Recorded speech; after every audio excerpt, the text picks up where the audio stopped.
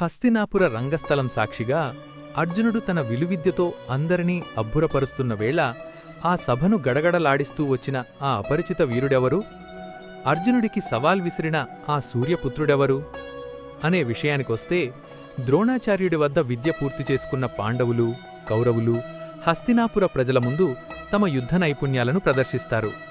అర్జునుడు తన అద్భుతమైన బాణవిద్యతో అగ్నిని, వర్షాన్ని కురిపిస్తూ అందరినీ మంత్రముగ్ధులను చేస్తాడు.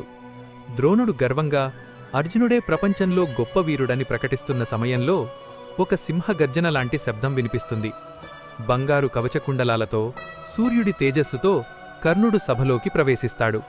అర్జునుడు చేసిన ప్రతి విన్యాసాన్ని కర్ణుడు అంతకంటే అద్భుతంగా చేసి చూపిస్తాడు. అర్జునుడిని ద్వంద్వయుద్ధానికి రమ్మని సవాల్ చేస్తాడు. కాని కృపాచార్యుడు అడ్డుపడి, రాజకుమారులతో యుద్ధం చెయ్యాలంటే నీ కులం, నీ వంశమేమితో చెప్పాలి అని కర్ణుడిని అవమానిస్తాడు. అవమానంతో తలదించుకున్న కర్ణుడిని చూసి దుర్యోధనుడు ముందుకొస్తాడు.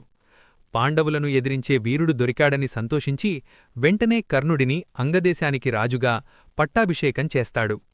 అక్కడే కర్ణ దుర్యోధనుల విడదీయలేని స్నేహం మొదలవుతుంది. ఈ స్నేహం కర్ణుడికి శాపమా లేక నెక్స్ట్ ఎపిసోడ్లో చూద్దాము. Please subscribe.